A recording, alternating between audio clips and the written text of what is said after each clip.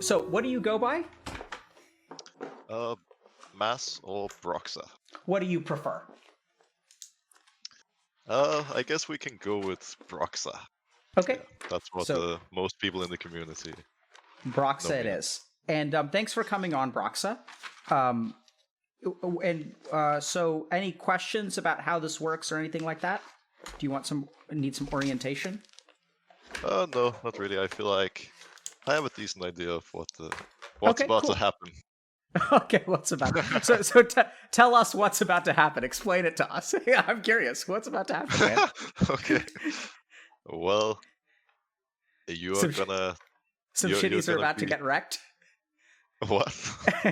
No, yeah, I'm just kidding. Well, I guess you'll be directing me through a solid and healthy conversation about toxicity and general mentality within the gaming community. And in this Sure. case, the pro gaming community in particular, since I'm a pro player. Okay. Yeah, so I think that that's a great way to describe what we try to do here. So let me see if I can add kind of a caveat to it.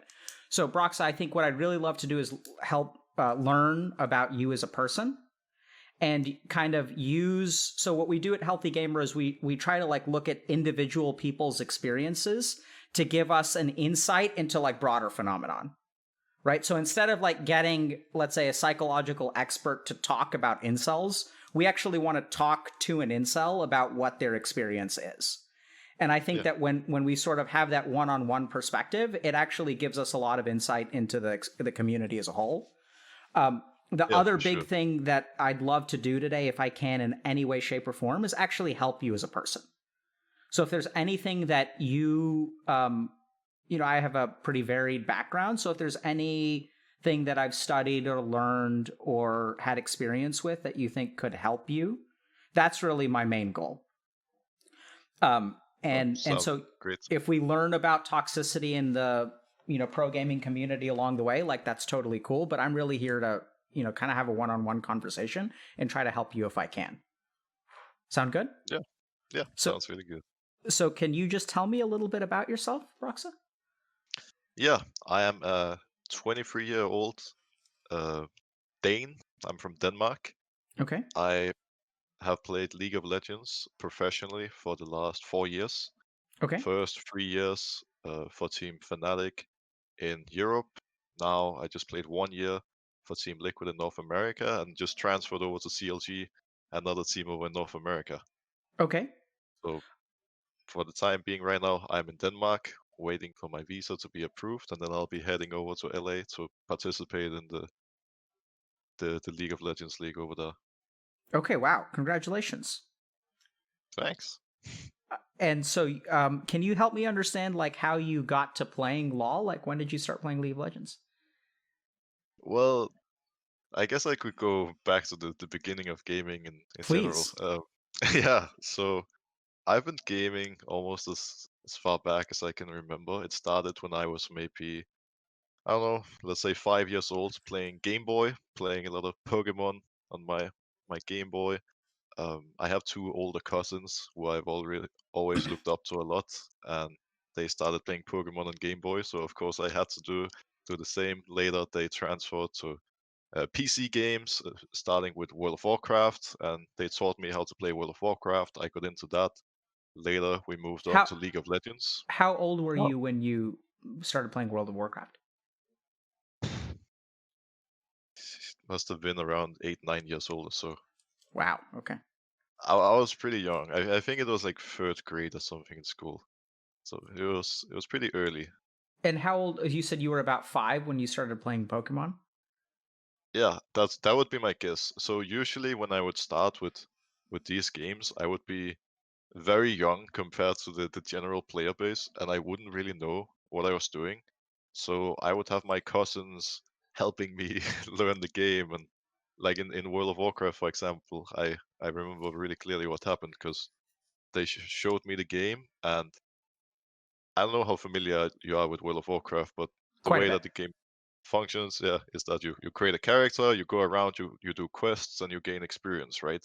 And I didn't really understand how this game worked, so instead of picking up the quests and doing I guess, what you're supposed to do in the game. I just found some monsters around and I killed them.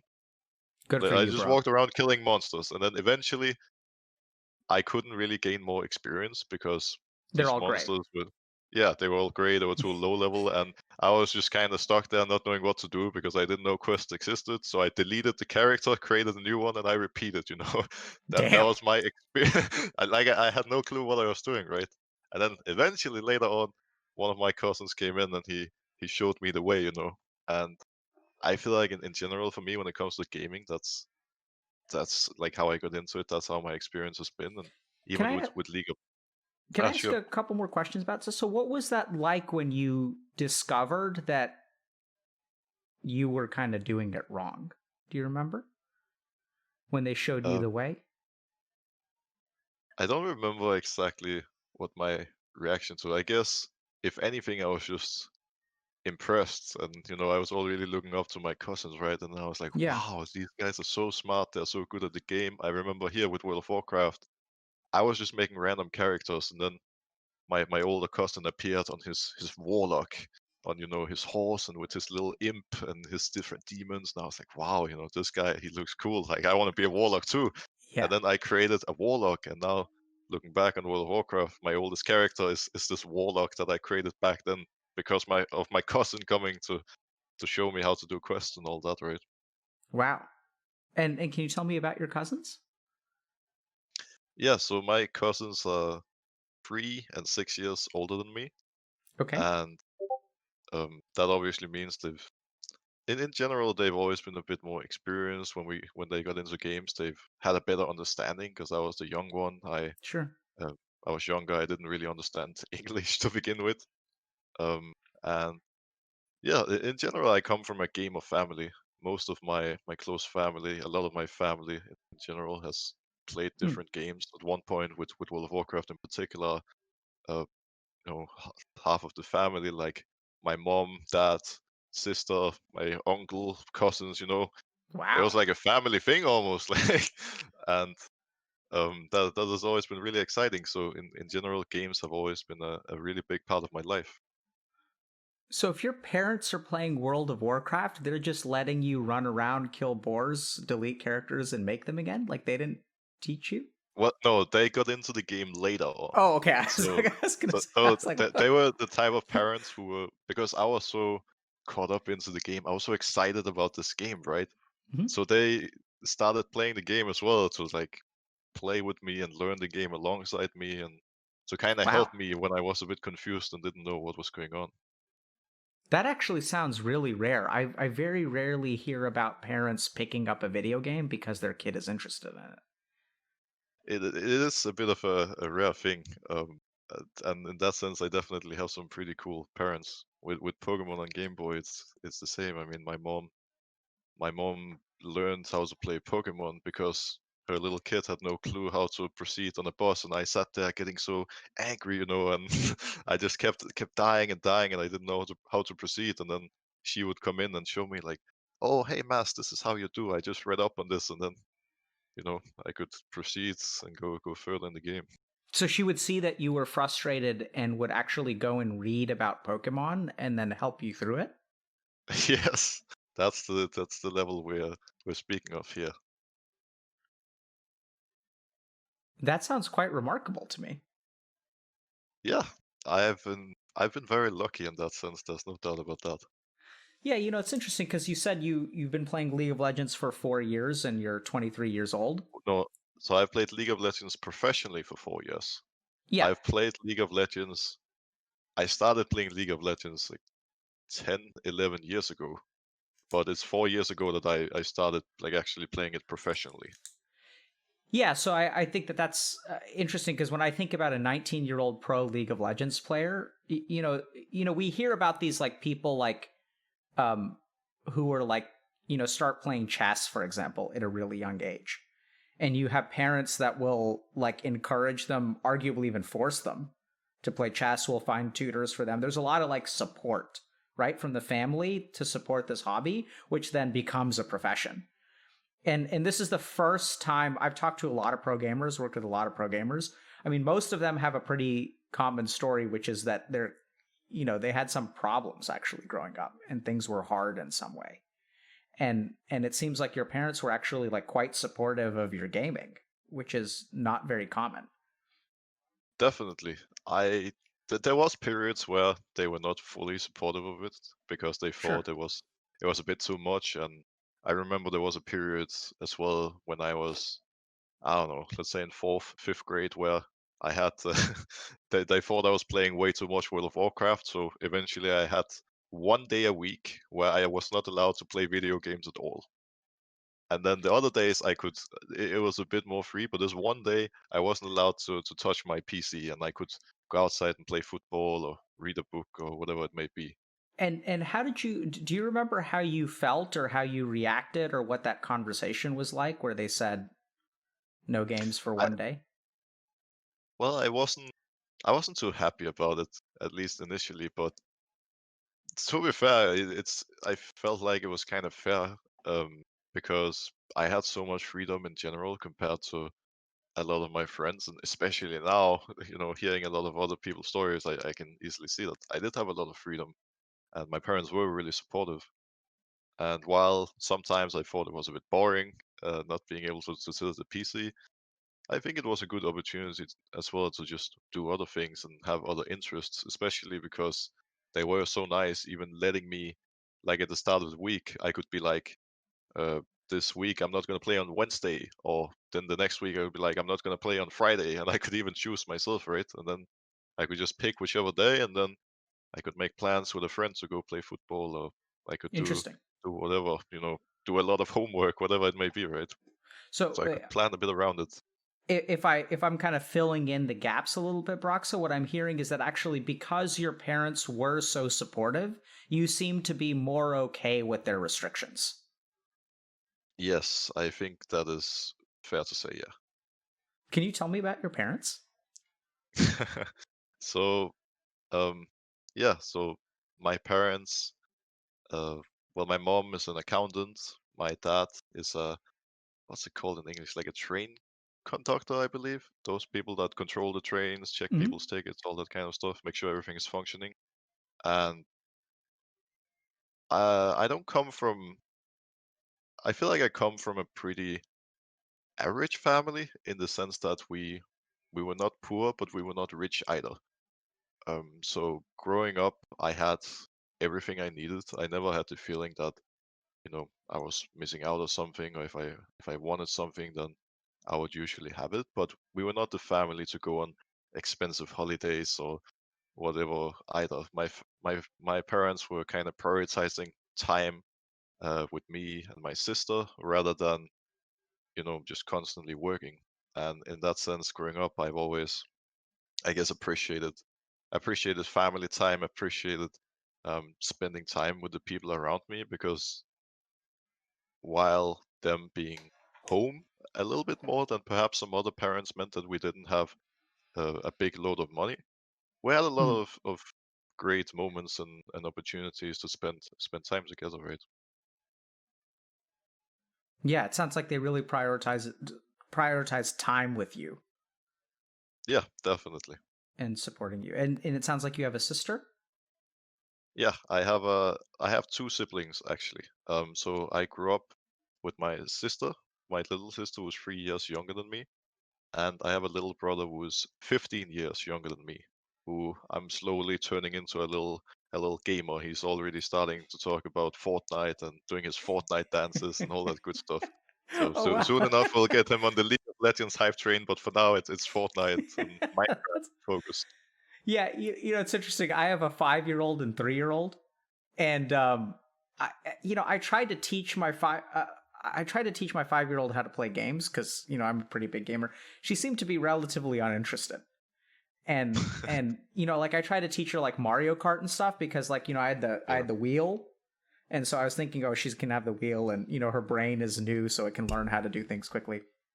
She just is not that interested. As it turns out, my 3-year-old, so when they're pretend playing, it seems like my 3-year-old is one of us Oh. because so my older one pretends to be like a queen and a princess and has like teacups and things like that, and the younger one is the most recent character she was pretending to be was a dragon that was dual wielding a sword and a knife.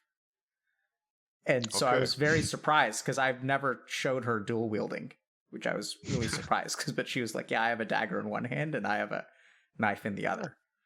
And All right. so the older one is queen of the queen of whatever kingdom, and then the younger one says, I'm queen of the demons.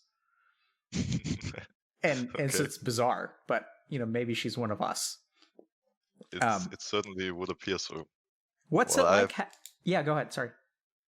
it's a while ago I showed my little brother League of Legends for the first time. He was probably, I don't know, 4, 5 years old, and I was sitting at my dad's place. My parents are divorced now, um, and I was playing League of Legends, and this little guy was sitting on my lap, and I just wanted to enter a normal game. I don't even remember if it was normal or against bots, because it was pretty hard playing with this little guy sitting there and trying to control my keyboard and all sorts. But then going into the game, he decided that we were gonna play Fizz, the champion Fizz, and then he found this great skin where it's basically a rabbit, a rabbit skin. And we were having a great game, and we were walking around killing everyone, and every time we got a kill, he was like, yay, and cheering for me. And now it still happens sometimes. He's like, Mass, when are we gonna play the rabbit again? I want to see you on the rabbit. Or if he watches one of the games I play with my team, he's like, why didn't you play the rabbit? which It's a is pretty cool. good question, Mass. Why didn't you Yeah, play the rabbit? Like, yeah, it's disappointing. I know, but that's the way it goes, I guess. does he understand? So I know we're supposed to be talking about toxicity in League of Legends and whatnot. Is it okay that we're like talking about this? Yeah, it's fine. So does he understand that you're a pro gamer? He does. So when I played for Fnatic, uh, I was pretty fortunate in the sense that Fnatic had these, the all teams do these player jerseys and stuff. At Fnatic, there's player jerseys and shorts in like size for a 3, 4 year old or something. And my little brother got one of these, and he was taking his shirt on in, well, I guess it would have been kindergarten back then. And my dad was telling me that he was going around in kindergarten and being like, oh, look, guys, I have a Fnatic shirt on. And hey, do you know that my big brother is Broxah? And, bragging to the people working there and whatnot. And yeah, he's he's a very supportive little brother too, and he does know quite a bit about gaming and whatnot by now. I think I guess I'm both a good and bad example in a sense, because I'm Hmm. sure that eventually my dad and his girlfriend are gonna have a bit of a difficult time getting this guy away from the PC, because he's just gonna point at me and be like, "What do you mean my brother is playing video games all day long?" But Yeah. but yeah, he does know and understand what my job is. And yeah, What's it like to have a little brother who looks up to you so much? it's I don't know, I'm trying to find a word to describe it, but I guess if anything, it's just really interesting and exciting. And I guess I feel sometimes that it puts some pressure on me, and as well, in a way, to you know perform and to live up to this little guy's expectations. um but in a sense, when it comes to that, um like my family in general has never really put too much value on, like, they don't care too much about, I mean, they care about how I perform and how my team is doing, but usually the moments where I have felt that, like, my mom, for example, has been the most proud of me was when I had like a really good interview where I acted really professional or nice, rather than Hmm. when I was at my absolute peak as a player. Because usually when I perform as a player and when the team is doing really well, they're happy because I'm happy. Yeah. And when we're not doing so well, you know, they don't really appreciate it because I'm kind of sad and frustrated. But usually they've been the most proud in some of those moments with things happening out of the game. And for my little brother, I don't know. It's probably a bit of a mix of everything, because he does really see everything in the same light. I mean, he's probably the Sure. most excited to know that I'm a pro gamer, right? Yeah, it sounds to me like your parents don't, you know, your parents value you outside of your performance in your job, Yes, exactly. right? So it actually sounds quite different. I don't know if you've heard the term tiger parents. No, not really. So it's like parents who want their children to be really really successful and almost like use Oh, their children like trophies. So I grew up in the Indian community where 3 out of the 5 Indian kids in my school became doctors. okay. And usually the first words out of my mom's mouth when she's talking about someone that I haven't heard of in 10 or 15 years is whether they're a doctor or not. Okay. And so some cultures and some parents will want their children to be my mom is not a tiger parent by any means, but they really want their children to be like successful, and Yeah. like if their children go to prestigious universities or have prestigious jobs or make lots of money, that makes them like really really happy, and they like value their kids for being successful. Sounds like your parents really were not like that or aren't like that. No, like I could I could quit being a pro gamer and I could go back to my studies and I could become whatever it may be, and obviously there's some, they're proud of me for what I've accomplished, and they're proud of me for, you know, being a pro gamer and in a sense, but they wouldn't care if I was working at a supermarket or whatever it may be, or working at McDonald's. Yeah. Like as long as that's what made me happy, they would be happy too, right? And the other thing that I wanted to just point out is I'm noticing a remarkable similarity between what your cousins did for you and what you're doing for your brother. Yeah, I guess you could say that in a way. How Um, does it? Do you like? I'm noticing it on the surface. Have you is that thought ever crossed your mind that because it kind of seems like you're shepherding your brother in the way that your cousins like kind of shepherded you. I think for me it's gonna be maybe somewhat, perhaps a middle ground between the two. Um, Partly because usually, like I don't get to see my family that much, because I'm traveling and I'm away for most of the year. Uh, like this year, for example, I was away for 8 months, and oftentimes when I'm home and I'm on holiday, I don't feel like playing as much. Oftentimes I want to get away from the PC because I sit in front of it playing League of Legends all day for so much of the year. So I don't think my brother feels like he plays as Mm. many games with me as he wants to, because he wants to play 24/7, right? And I want to play a bit, but I want to do other things too.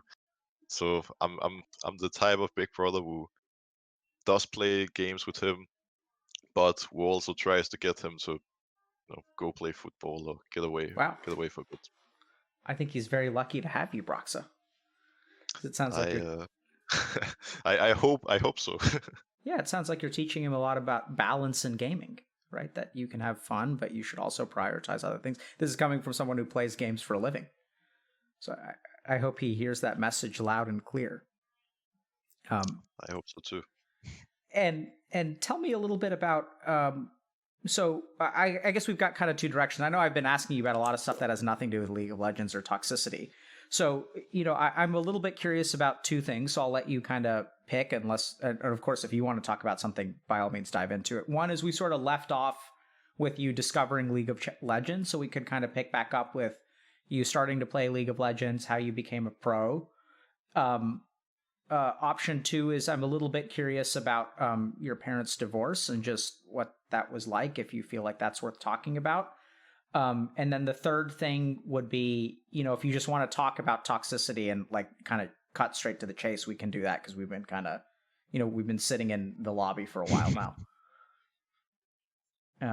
But um, what I do don't you know. think? We could go for option one or two, I guess, and get to the toxicity stuff a bit later. Okay, can you just tell me quickly, just a quick overview of your understanding of why your parents got divorced and what that was like for you? Um, I don't think I want to go into exactly why they got divorced, Sure. but I can. I can explain kind of what it was like for me. So um, as a kid, it never seemed like my parents had any problems. Actually, they seemed really happy together. Our family was really happy, and Yeah, it certainly you know, sounds like it. I was having a really nice childhood. But then, uh, kind of what seemed like from one day to another, we were sitting at the dinner table, and you know, they sat there telling me and my sister like, "Hey, we're gonna break up. We're gonna have a divorce." And at first, I was very surprised because I didn't really see it coming. I didn't really expect it, and it was pretty difficult at times dealing with, um, especially when seemingly it came kind of out of nowhere, right? Um, and I think, in a sense, after that, gaming was a bit of an escape, at least at times, because I was already gaming a lot, right? But um, most people notice that when they're dealing with something, if they're stressed, if they're having negative emotions, sometimes just opening up a video game and just living through like that experience, at least for a couple of hours, can help take focus away from all the frustrating things you're dealing with. Hmm. So through some of those periods, I definitely was using it a little bit as an escape. But at the same time, they were not having like a really bad divorce or a brutal divorce by any means. They actually handled it really well, and even now my parents can still, you know, have conversations together and whatnot. So um, that's also pretty lucky that we avoided a lot of those problems that some parents are having when they're having a divorce. Yeah, I mean, part of the reason that I asked is because I was a little bit surprised to hear that your parents did get divorced. Because just like you Yeah, said, it's that kind of unexpected, I right? figured. Yeah, Eh, I think that's how it was for a lot of people back then. It was a bit unexpected, and then when something unexpected happens that kind of catches you a bit off guard, then you get a bit stressed, you get a bit out of it. And during those periods where I didn't feel that great about it, um, I don't remember if I was playing World of Warcraft or League back then. But whichever, I was using the game as a bit of an escape sometimes, and you know, just grinding the game. and what was difficult about it for you? Um, I don't know. I guess most of all the uncertainties, all the question marks, because I was happy with our family. Sure, And in general, I'm not the type of person who appreciates change. If something is working, you know, I don't want it to change. And for me as a sure. kid, life was great. You know, we were having a great little family, and I didn't want anything to change in that family. Hmm. And I think that was the toughest thing to deal with. And I'm sure that's how um, a lot of kids or teenagers or even older people feel when their parents get divorced, right? It's a big change, and sometimes it can be stressful and kind of confusing to Absolutely, man. understand what's happening and navigate through that. Well, yeah, because it's really hard to understand what's happening, right? It doesn't seem to Yeah, make sense. You don't know what the future is going to hold. You really like the way your family is now. You don't, all you know is that it's going to change. And yeah, that can't be, exactly. it can't be good because you're pretty happy with what you have now. Yeah, And exactly. it's hard, man. I hear you. Um, yeah, so it sounds like you started playing League of Legends when you were like maybe 13, 12, 13, something like that. Yeah, exactly. Around that, I got into League, s- and again, one of my cousins introduced me to the game. I still remember it pretty clearly because we were gonna have our own little two-man LAN party and play most of the night. And back then, I was really into World of Warcraft. Like, I loved World of Warcraft so much, and I thought we were just gonna play World of Warcraft all night. But then eventually, at some point in the evening, he was like, "Hey, Mass, I found this new game that I want to show you." And then you know, I installed League of Legends, and we played a couple of games. And I don't think it took more than a couple of months. Then I was I was better than he was all of a sudden because I had just been playing it so much and I was so excited and into it. And the same thing happened with both Pokemon and World of Warcraft, by the way. Like they were so good at these games and it was so hard for me to catch up, but eventually I would just be so hooked that I don't think I necessarily got better than them at World of Warcraft, but I was definitely spending my fair share of hours in Sure. improving and learning about the game. And how did you can you tell us what the journey of becoming a pro looked like?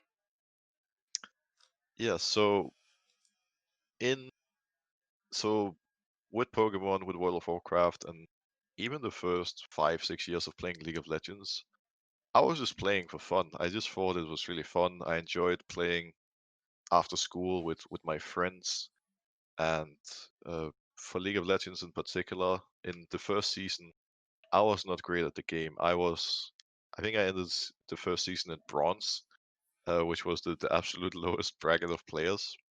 The next season, I climbed up a bit towards gold, and then season 3 in my third year, that's when I really started playing the game seriously, and I started actually meeting some of the pro players in my games and started proving in that sense. And in my first year of high school, I just slowly started taking it more seriously, started playing a bit more solo because I really enjoyed the competitive part of it that I hadn't experienced that much before, Sure. and it kind of resonated with me because I'm a really competitive person as well. So I was just playing a lot of solo games, climbing the ladder, and in my first year of high school, I got to Challenger top 200 in Europe for the first time.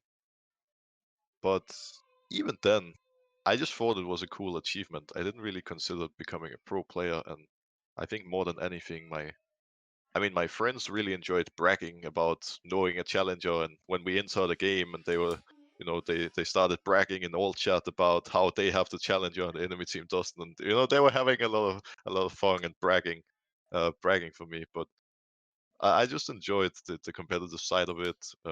Meeting pro players was really exciting. Getting to play against them, um, get to know some of them, and just learn how the pro player life functions. And It's interesting. I'm not hearing that you brag very much, but it seems like a lot of people about around you brag about you. I don't know. Maybe I brag sometimes. Maybe some of my family friends, or girlfriends consider me a person that brags about myself. I don't think I'm the worst offender at this. Um, but yeah. Anyways, then in so in my second year of high school, um, I was invited by some Danish friends to start playing in Danish LAN events and tournaments around Denmark.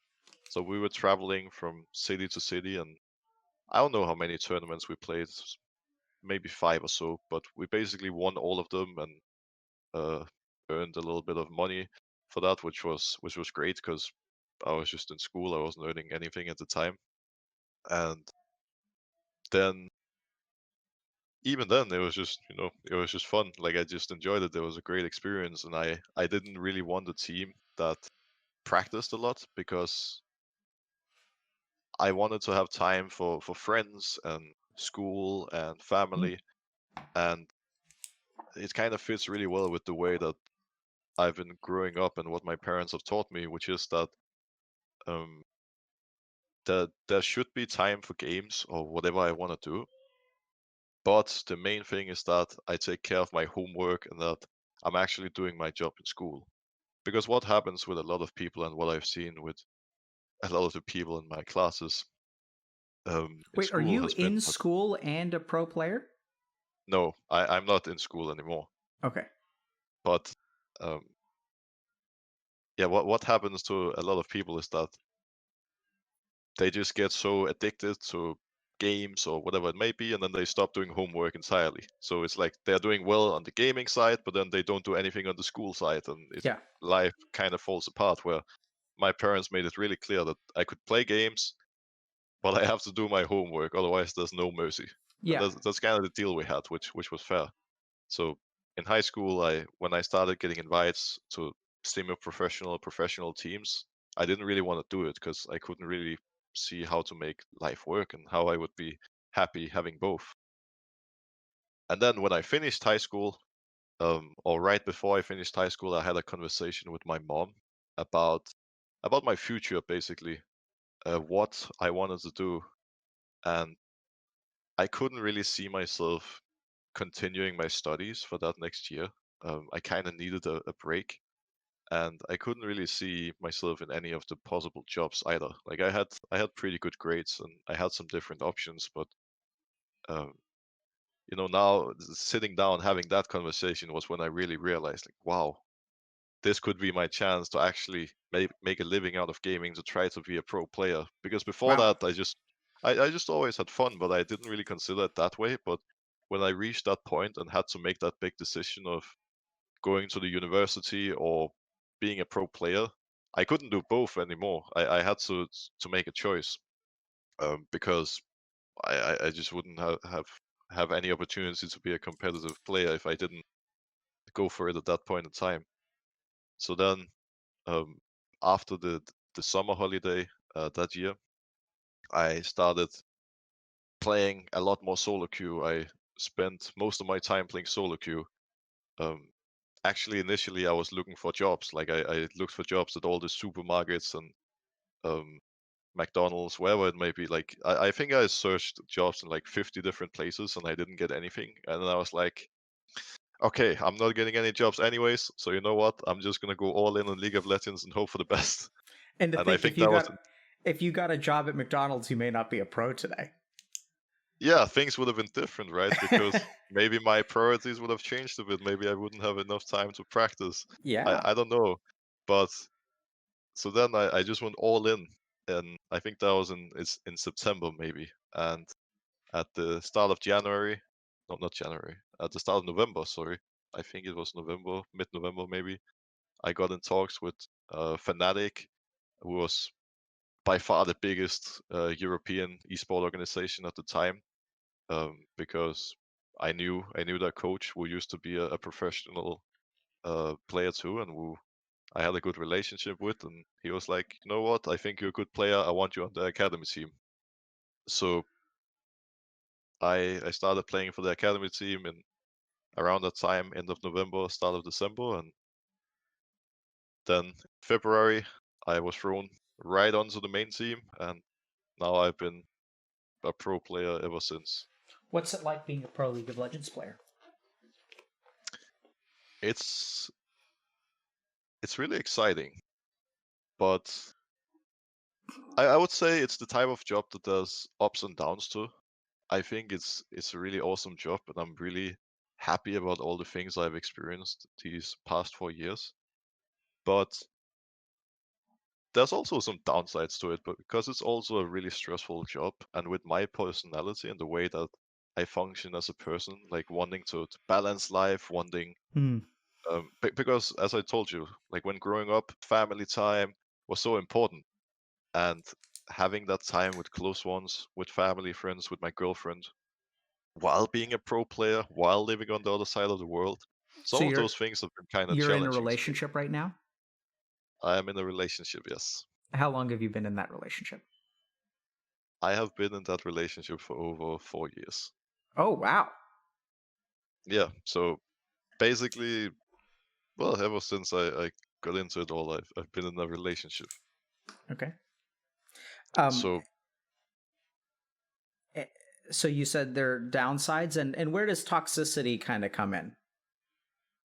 yeah, so um, I guess I think toxicity has been a pretty big one that I've always had a pretty difficult time understanding. Um, let's say this year in particular, I think this year is a pretty good example for me. But it has kind of happened throughout my entire career. But this year, I was on the other side of the globe in LA. I um, was in a lockdown. My team wasn't doing too well. Things were not going the way we had hoped for. And then, you know, c- criticism, hateful comments, all that sort started appearing everywhere, um, especially in my private messages and the sorts, comments on social media, all that good stuff. And Wait, people I've would never, DM you hate messages? yeah, the way that it works in general is that if you are a pro gamer, and I don't think this is only the case in League of Legends, I think it's the case in general, you need to be really strong mentally because there's a lot of good things happening, but whenever something bad happens or whenever things are not going your way or your team's way, some people tend to forget that. And I like an example could be even um, my best year as a pro player so far has been 2018, where we went all the way to the world final. Um, and I was considered one of the best junglers in the world at the time. And I think already in the next split, or maybe even right when we dropped out of Worlds, people started getting angry at us because it's like this team reached the world final, but they didn't win, so they must suck. They went 0-3. This is not good enough. They haven't represented the region well, and then obviously it's a minority feeling that way. Usually, most of the time, it's a minority, but that minority kind of adds up. And recently, I put out a video talking about all this toxicity, and I saw a lot of pro players and influencers chiming in, saying that kind of agreeing with me, saying that it's kind of frustrating that if you're a public figure, you have to deal with all these things. Um, because the reality is, if you're a public figure within the gaming community, if you're not really strong mentally, you're just gonna break. You're not gonna be able to handle it because you can't really hide. For me, for example, I have accounts on all possible social medias at this point, almost. Um, I have a YouTube channel, I have a Twitch stream, I have all the social medias, and people have so many ways of getting in touch with me or writing things that I'm almost certainly gonna read, right?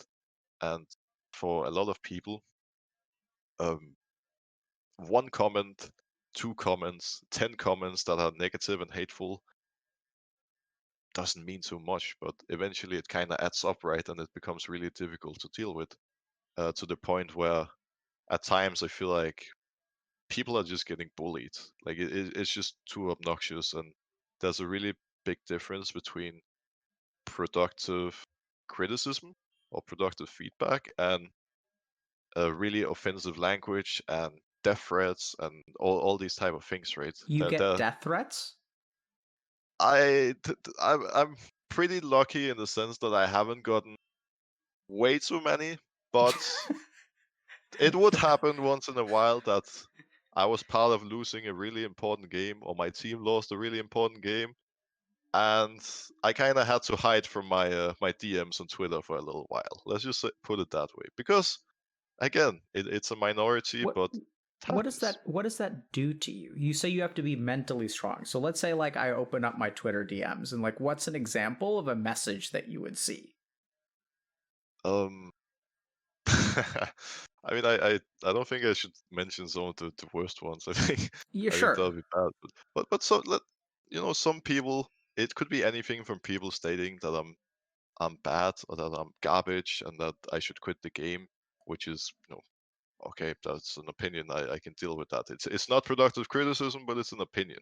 So people that say that I shouldn't be living life anymore and that I don't deserve to live and that, I've done all sorts of things to that team and that it's, and they start saying very bad things because of that, right? And um, I think sometimes it can be a little extra as a pro player or as an influencer. Like you get more messages, right? Because you're in the spotlight. You have to listen to this more because you're kind of an easy target in that sense, and especially for the people streaming and whatnot. The chat can be a bit ruthless at times. It doesn't take much for people to go off in there, but it happens to a lot of people within the community. I think it happens to most people, even uh, for just regular people playing the game. Yeah, and what does that do to you, Broxa? Like when you see that message, what's your experience in those? Like walk me through the next few moments of what I think happens it to you. I think it depends of this. It depends a bit on the state of mind that I'm in. Let's say if I'm in a period where things are not working that well, where things are not going well with the team, where I feel like I'm not performing that well. Maybe there's something personal that I'm dealing with. It's really hard. You see some of these really, really hateful things, and you start questioning yourself quite heavily. And it takes quite a lot to have all What those question marks in your head and still, power what through and be confident in yourself. what are the question marks? Um, Again, it could be stuff like, am I am I good enough to play this game? Am I letting the team down? Am I a good enough person? Am I a good example for this community? Because some people perceive me this way. Um, it could be stuff like, if I am being treated this way as a human being, what am I even doing here? Like, why do I bother having this job if I just get depressed from some of these things people tell me? Why don't I have another job where I'm being treated properly? Um, it Why could do I be put like, up with the abuse? yeah, basically, like, why do I put up with this? Why do I have to accept this? This is unfair. This is ridiculous. This is not the way that things should be. And I think, and that's the main issue, that I feel like it doesn't really make sense that you have to, like, you shouldn't have to be really strong mentally to function anywhere. Let's say with gaming in particular, people play video games because it's fun. It's just fun. It should be fun. But if you're met with a lot of hate constantly, then that's not very easy to deal with. That's really difficult. And again, for a pro player, it's one thing because you are in the spotlight. But even for uh, some of my friends, they can also get fed up with playing a game and people start slaughtering them with offensive messages, or people at them after the game and How tell them how, really obnoxious things, or on how do social you deal with media. it? I That's a good question. How do I deal with it?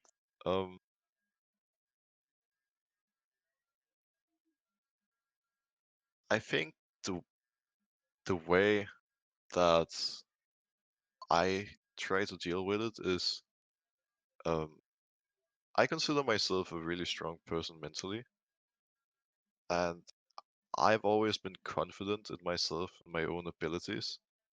Um, and I think that alone has helped a lot. Like, no matter what I've had to go through, no matter what uh, problems has come my way, I've just told myself that, I'm in this position for a reason and I deserve to be here and I'm good enough both as a player, as a person. And then sometimes when I felt necessary, or when I needed to vent out, I would go to some of my close ones, or I would go to a coach or a teammate and be like, hey, uh, this is bothering me. This is on my mind. People are telling me this and that. What do you think I should? What do you think about my performance? How do you think I'm doing in terms of the team? How do you think I am as a person? And just to get some proper feedback in a way, I guess you could say. Yeah. Because obviously most of the things that are coming from like external sources and from social media, people within the game, whatever it may be, uh, a lot of the the really obnoxious comments are coming. Um, I mean, some of them are very questionable, and I can't really understand why people behave that way. But some of them are just really emotional and frustrated, and they might have their own problems to deal with, right? And I just try to tell myself, okay, if someone feels okay writing this to another person, then you know I kind of feel sorry for the person. Like, there's no point getting mad over this. This problem, this person probably needs even more help than me. Yeah.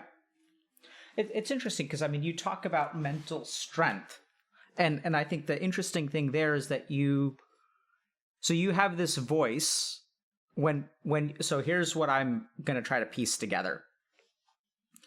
Um, so let's say you have a bad placement in a tournament or something like that, right? And then you say you kind of got to avoid your DMs for a while. So like you open your DMs and you see a message that's kind of hateful. They tend to pile up, and then you start to doubt, right? You start to ask yourself like, hey, are these guys actually right? Like, do I deserve to be here? And then so there's like the doubt about your capability, and there's a separate thing which is like, it feels really unfair. It feels like you shouldn't have to put up with this. And so there's this sort of feeling of like, yeah, like it's like doubt in yourself, and also separate from that, this is unfair, and no one should have to deal with this. Why do I have to do this?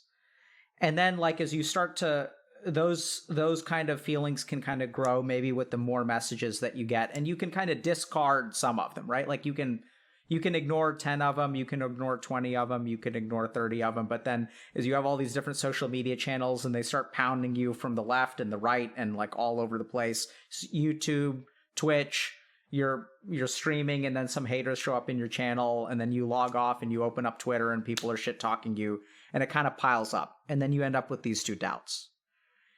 And then something really interesting happens, because what I'm hearing you say is that you actually tell yourself, I do deserve to be here.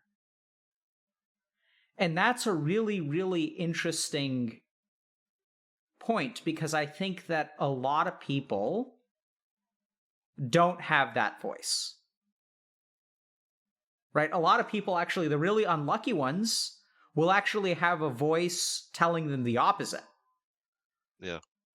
And some people will even have, positive messages. And then they have a voice in their head that tells them that these people don't really know who you are. They're just being nice. Yeah, for sure.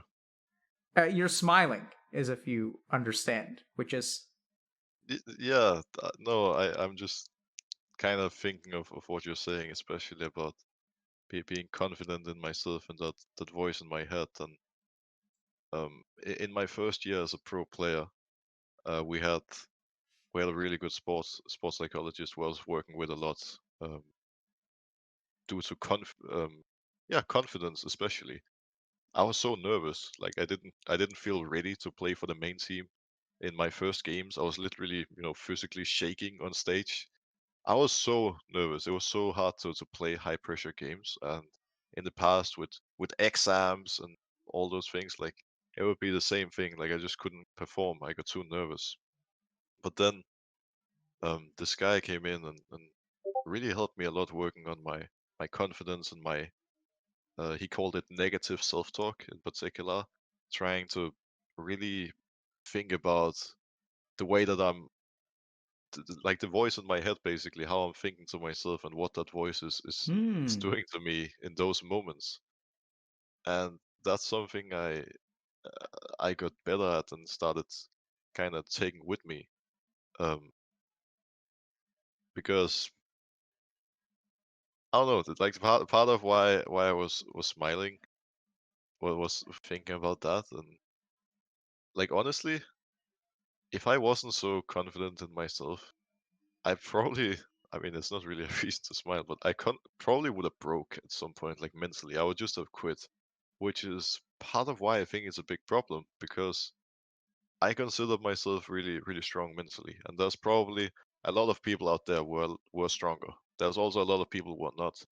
But if I felt that my confidence in myself and my own abilities, uh, my confidence in myself as a human was the main thing that, you know, kept me going in this job and in this community, then that's kind of a problem, because there's gonna be countless of people out there who are just gonna break mentally and who are not gonna be able to handle it. And I don't really like the thought of that. That's not the Absolutely, way man. things should be. Yeah. I, so I think there are a couple of I guess I've got kind of two or three threads. One is I'm sure a lot of people are curious, what that sports psychologist told you and how you managed to change that voice in your head. I think that's something that a lot of people are very, very interested in.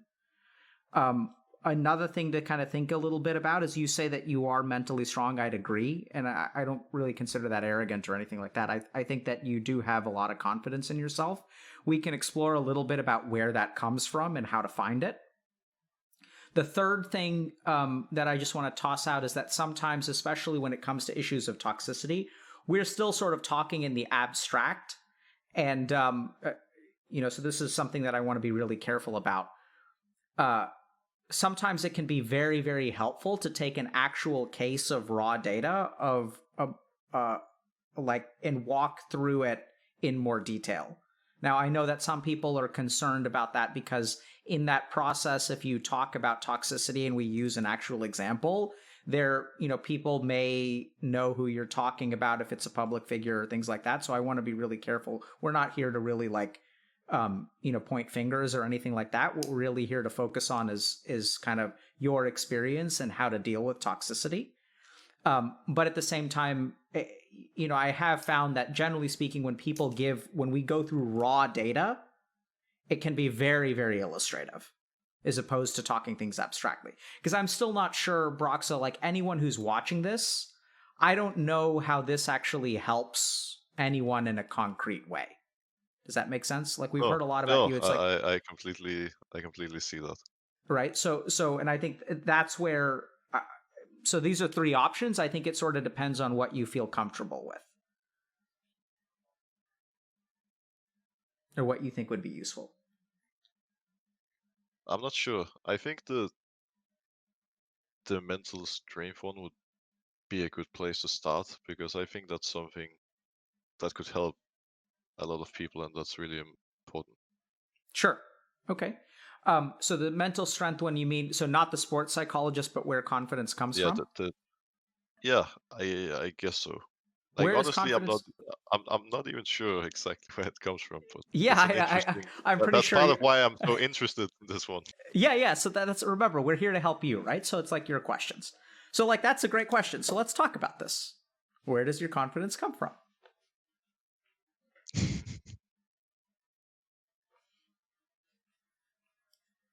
Well, the first thing that comes to my mind is, all the work that I put into it, I guess, like all the hard work, all the hours that has gone into it.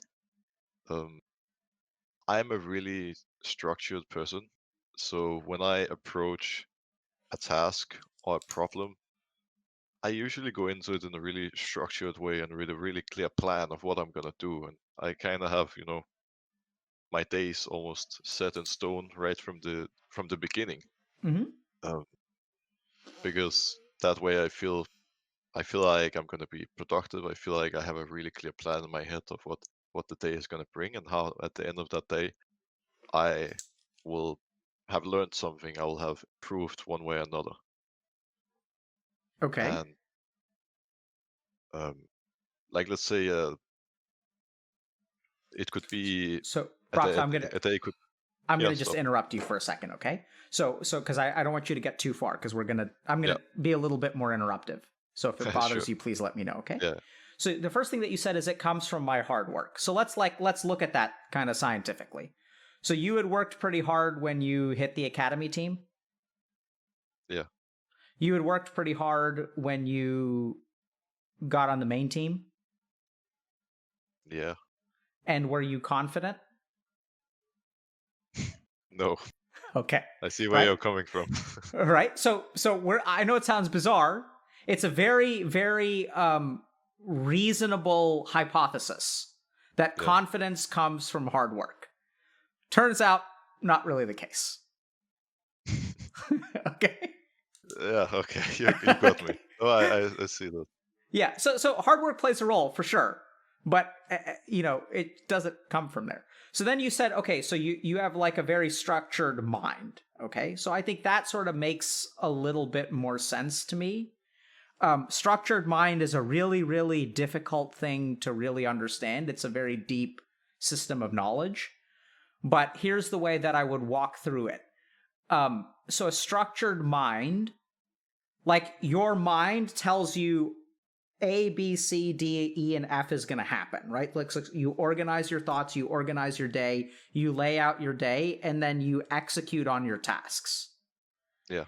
And things work out the way that you expected them to. Is that the case when you have a structured mind over a given day? Yeah. Generally speaking, obviously there can always be things that unexpected things that show up, but like on a broad level, yeah, I have an expectation or an idea of what the day is going to bring. Yep. And so I think that sort of makes more sense because if we kind of think about it a little bit, literally, what is confidence? Confidence is the capacity to have an expectation in your performance. Yeah. Right? So if we define it, it's like knowing what you're capable of. And if you have a structured mind and you lay out 6 things for you to do, and then you do those 6 things, what is your expectation of your performance the next day? Right? It sort of builds confidence because you said, I'm going to do this, and then you actually do it. Yeah. And so confidence I get it. increases. That makes sense. Right? So I think a structured mind is a big part of it.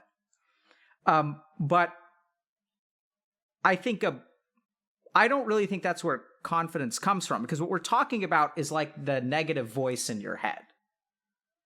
Right? And if we really think about it, like where is that voice? Let me ask you this. When you tell yourself that you are a good person and that you do deserve to be there, whose voice is that? Whose voice do you hear in those words?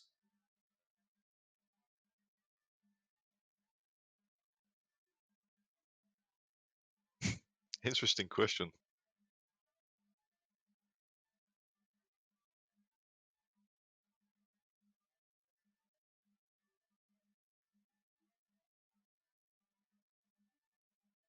I feel like it's hard to say. Yep. I was thinking it could be. I'm about to say all the many of the close ones that I really care for, that I feel like I'm kind of fighting for in a way, that are putting a lot of trust in me, and that really respect me for what I'm doing. Mm-hmm. But I'm not sure if that's really it. So even from your answer, which you're sort of confused, there's actually a very big answer. So you've actually given us a fantastic answer because you said it's an interesting question. So the first thing to understand is that because it's a hard and interesting question, the answer is not, it's my voice. Do you see that? Yeah, no, I don't think it's like, I can't just sit here and say it's my voice, Right? because So the I'm fact not that you sure. the fact that you can't say that is incredibly significant. Because what we must conclude from that, or what I mean, we don't have to conclude, but what I'd hypothesize, what I'd pull away from that is that confidence actually, I know this sounds fucking weird, doesn't come from you. Just think about it. Because if it came from you, you'd say, it's my voice. That's me talking to myself. But you're like, I don't know whose voice it is. So could it be Yeah. your voice? Sort of. Maybe you don't know what you sound like. Well, right? obviously, to an extent, it's always your own voice talking, right? But where does where does that confidence really come from? And like, does it actually come from my voice, or is it kind of inspired from something else? Beautifully That's kind put. of what I'm not So, sure about. yeah, so Broxah, I think that this is where we got to trust your instincts, because you're right. Just follow your instincts. So I think that even when you kind of say that it's my voice, there's a piece of it that's me, but it's inspired by something else. Right? That Yeah. I think is feels in the same vein of what my experiences have been in terms of exploring confidence. So here's the kind of really interesting thing is that what I would say is that confidence doesn't come from you. It is taught to you. What do you think about that?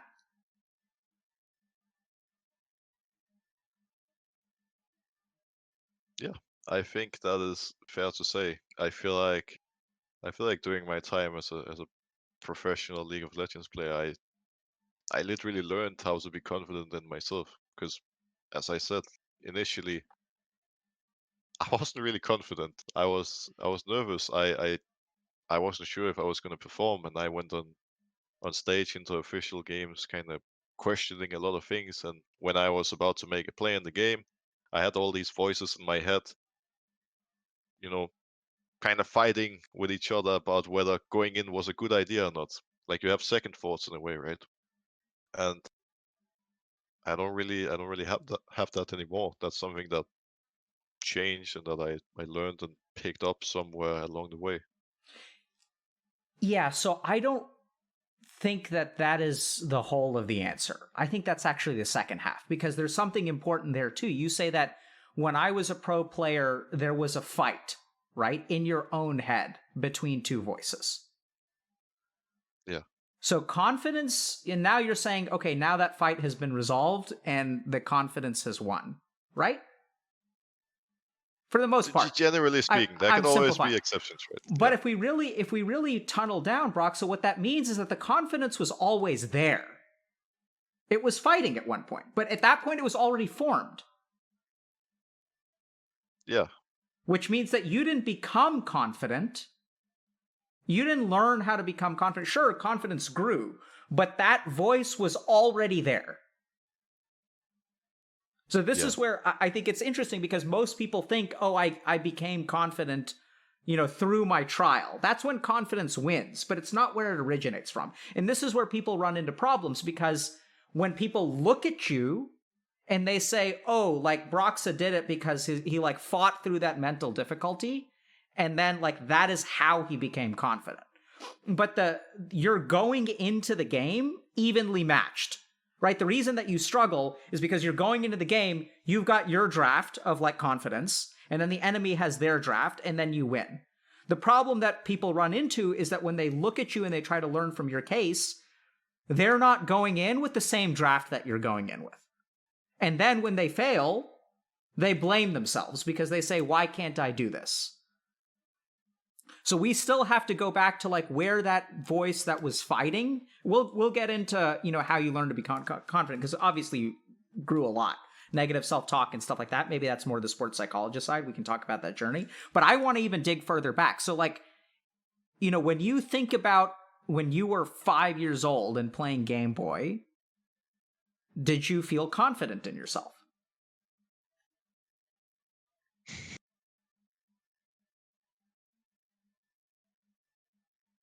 I think at one point I felt very, very confident in my abilities playing Pokemon on that Game Boy. Yes, I thought I was very, very good at that game back then. Okay.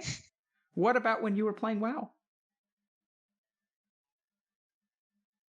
At one point, it was the same thing. I think usually with games, it just kind of started the same way, where it's always a bit up and down, right? Because, like let's say in League of Legends, for example, you can be really confident being in gold elo or diamond if you're playing against lower tier players, but there's always a step up, and that's where you kind of start over with the entire confidence thing again, because someone smashes you in the game and you kind of have to repeat the cycle, right? And I think with most games, it kind of started with me just going in a bit blind and not feeling that confident because I didn't really know what I was doing. I was just learning, having a lot of question marks, and then eventually, as I put more and more hours into it, as I put more hours into doing research and kind of having a better understanding of the game and became better at it, that's when I started becoming a bit more confident in myself. Yeah, so I think that makes a lot of sense to me. And I think there's one really, really important piece there, which is oftentimes overlooked, which is you said you go into it blind. That's where the money is. So let me give Yeah. you two scenarios, right? Like, let's say one thing, someone says, Alok, you have to, fight for your life in the next 24 hours. And then I go into it. And then someone says, Alok, you have to prepare for something over the next 24 hours, and then you're going to do something. If I succeed in the blind one versus I succeed in the prepared one, which one leads to more confidence? Obviously, the prepared one, Why? because you have time to gather your thoughts and create a. Again, this is where the structure comes in play, right? Because like I would take the opportunity to, preparing, create a structured plan of how I would approach the problem and go about it that way. And then once it starts, I have a good idea in my head of what's about to happen, what I'm about to do. Like let's say with school, for example, with exams, I would always be really confident about the writing exams, those that you just sit for yourself, you get a piece of paper and you can just look at all your notes and just write something. But all the oral exams where I walk in, I have no idea what subject I'm gonna have in the exam. Like I go in a bit blind in the sense not knowing what I'm gonna discuss. I would get so nervous because Okay. I would come in Okay. I unprepared. get you now. I get you. Okay. So, but let me ask you this. Yeah, Let's say you go into an oral exam and you ace it. How do you feel about yourself afterward? I it there's a limit to how many times it has happened, but when it happened, I felt very relieved and very proud because I was put in a place where I was really out of my comfort zone, and I still, came out with a really good result. I made So, it work. so if we think about how confidence is built, I completely agree with you that the oral exam you're less confident when you go in. Yeah, But I would say that in terms of growing your confidence, the oral exam actually grows it more than the written exam. yeah. At least for me, because I always viewed the oral exams as the big challenge to overcome. That was what I Exactly, was right? afraid of, right? So I think this is huge because I think when you say I went into it blind, the less prepared you are, the more confident you have the possibility of ending up. Yeah, So when I look at people who are highly avoidant and lack confidence, what they try to do is prepare so that they never have to be tested. Right? They prepare and prepare and prepare so they never truly get tested. They like set up all of these things in their favor so that success is guaranteed. Like I'm not gonna if I say Broxah, I want to build my confidence as a league. I want to be a good League of Legends player. So what I'm gonna do, I'm gonna ask you, and I'm gonna ask all the other League of Legends pros that I've had on stream. We're gonna queue up together, and I'm gonna stack the deck so that I win. So they're gonna do nothing for my confidence. It is my insecurity that causes me to reach out to people like you and says, will you join my team? Will you help me stack the deck? Will you help me prepare for victory here? And the victory is completely empty, yeah, right? Because I got carried, yeah. And you want to be the one carrying. right? But no, I don't, because carrying's fucking scary, right? So when you take a written exam, you can get carried by your notes, Yeah, I right? that's a fair point. That's a fair point. And the oral exam is so much scarier because you're like, I have none of these. Where's my fucking? Who's carrying me? No one's carrying you, Yeah, bro. And it's terrifying, yeah, right? So actually, so this is where if we're talking about building confidence, going in blind, like when you really test yourself, because then you know it's not. I'm not getting carried by a pro. It's not my notes. It's not all of this. It's just me. I did this. Right? Like that's where confidence comes from. I can do this. I don't need the notes. I don't need to queue up with Broxah as my jungler to play a game of to win a game of League of Legends. I can do it. And in your case, just to kind of toss another hypothesis, I think that confidence is taught. Right? There's a lot of psychological research about this. I can go into more detail, but I think that when you kind of think about even the way that your parents let you pick the day, right? Like what your parents let you pick your day that you're not allowed to play. So even like when you were in fourth grade, your parents were saying, Broxah, Mass, I trust you. I have faith in you that you can pick the day. And I was surprised because when most parents think their kids are playing too many video games, they don't say there's one day that you can't play. They say there's one day that you can play. yeah, for sure. Right? And Yeah, so it's kind of interesting because I think that you also mentioned like having support. So I think that it's hard, but this is a rough answer. But the short answer is that I think confidence is taught to people just because that's how our brains learn. Like we learn very little from ourselves. We learn a lot from, other people. And I think part of the reason that you're mentally strong is sure you've worked hard, sure you have a structured mind, but I think frankly, like you got some good RNG when it comes to your family. You know, uh, yeah. I can confirm that. right? And so I think it's important to acknowledge, not to say that you don't deserve it or anything like that, but I think that one of the things that really bothers me is that when people look at you and they're like, look at this 23-year-old Chad League of Legends player who's got a girlfriend and gets laid from time to time. What I want people to understand is that you were dealt a particular hand in life, which has nothing, I'm not saying you didn't work hard or anything like that, but to hold in your mind two things. One is that you had parents who taught you that you have value, right? They were like, Mass, I want you to be happy. Like, if you lose a game of League of Legends, you still have value as a person. You're not just a summary of your results. You're more than that.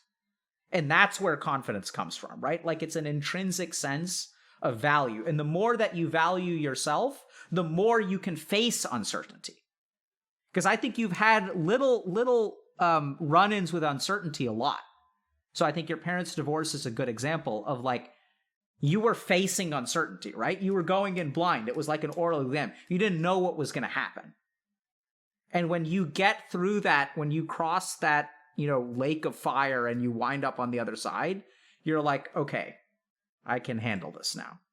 And you've had your trials, like when certainly when you started to become a pro, it sounds like you had that voice and then you had to fight. So it's not like it was easy for you. No, definitely. And I think in my time as a professional player, one of the biggest things that I had to learn to deal with, both as a player, but especially also as a personal level, was to navigate through all that uncertainty and dealing with it. Even, let's say, the first time I went to Berlin to play with the team, I had no idea what was going to happen. I had never been in this situation before. I had never met any of these people. And oftentimes when traveling, I have no idea when I'm coming home. Sometimes I don't even know when I'll be leaving until a couple of days before I'm leaving. And when playing tournaments, it's kind of the same. Like, the entire future in the tournament depends sometimes on one single game that you have to play, and you have to set yourself up for that game, and you need to be ready to perform. And in that sense, I think that is one of the things that I've really had to spend the most time kind of dealing with and learning along the way. Move a bit out of the structure and my comfort zone, and feel a bit more comfortable with all the uncertainties and navigating through them and still getting the most out of myself. Yeah, so that's a great way to put it. I think moving outside of your comfort zone and becoming comfortable with the uncertainty. Right? Yes, So like exactly. this is tricky because this is what a lot of people who are not confident do. They try to remove the uncertainty. Yeah. And if you remove the uncertainty, you may succeed, you may work hard, but you won't become more confident. Yeah, for sure. And that's kind of I guess a mental, not necessarily mental cycle, but like a mental state of mind somewhere where I've been too at times, where things have been really difficult with the job, and at times I would be questioning myself and questioning whether I would be able to navigate through it. And I've been thinking to myself, like, do I actually want to do this? Am I ready for this? Do I want to continue this way? But that's where that confidence comes in and tells me that as long as I just, as long as I'm just me, and as long as I do my best, it's gonna work out one way or another, and it's gonna be fine at the end of the day. And So let me all, let, yeah, let me ask you a concrete question there. You okay. say, "Am I ready for this?" And what's the answer you tell yourself? It's not always yes. It's not always a Absolutely. simple yes. Sometimes it's just a maybe, or a I think so. But So it's just a that's much where confidence comes from. Is doing something when you're not ready for it, yeah. right? It's Yeah, like I think that's a good answer to it. it's beautiful because I think sometimes you'll give an answer that sounds vague on the surface, like it's not always a yes, but that is a great answer. It says a lot Yeah, I because believe that's so the as well. important thing. It's not always yes. And so I think Broxah, really what you should commend yourself for, or give yourself a pat on the back. I think you were dealt a good hand. I think you were given a nice starting stat for confidence. Right? Yeah, It started I off pretty think high. that's fair to say. And at the same time, I think you really have pushed yourself into uncomfortable situations. And you've done things that you haven't been ready for. And that, I think, is what makes you strong mentally. Right? Is that you're willing to face the uncertain. And if you guys, I kind of cut you off, but I think you were on a kind of a good chain of thought. If you guys listen to Brox's thought process, it's sort of like, I may not win, but it's going to be okay in the end. Like, that's a statement of confidence. Because some people are like, if I don't win, it's over. I have been there before too, many times. And like honestly, oftentimes when I go into a game, whether it's solo queue or professional game, like that's oftentimes the thought process that can appear, right? But that's where you need to. This is one of the things that has been difficult for me as well. Is like going into a game and really setting me up, like just thinking to myself that if I don't carry this game, if I don't look like a god, and if we don't win this, everything is gonna be doomed, you know? Like everything is gonna be over. But I've kind of learned along the way to really take everything one step at a time. And I've never been the type of player to enter a tournament and go out in interviews and say that we're gonna smash everyone and we're gonna win no matter what. Because that's not really how I wanna. That's not how I set myself up for success. Obviously, that's always the goal and that's always what I'm working towards. But um, if we're in a tournament, then the first thing I'm gonna tell myself is that all right, we need to reach playoffs or we need to get to the group stage, and I'm trying to figure out what I can do in order to help myself and my team get to that level. And then once we are playing a quarterfinal, I'm like, okay, this is the team we're going up against. This is the situation. This is what needs to be done in order for us to reach the semifinal. And just always really taking it one step at a time, because that way, if something goes wrong inside the game, which is very common, like sometimes you inside a game with a plan, and 2 minutes in, everything collapses, and you know things fall apart, and you need to be really good at reacting on the fly and figuring out how you're going to win the game with a different plan. And especially as a jungler in League of Legends, that's so important. Like if something falls apart, you have to do whatever you can to bring your team back on track. And like I found that if I go into a game thinking I have to win no matter what, if something goes wrong, like I just black out. I get so frustrated, you know, because the first thing that comes to my mind is like, oh no, it's lost. We're not gonna win.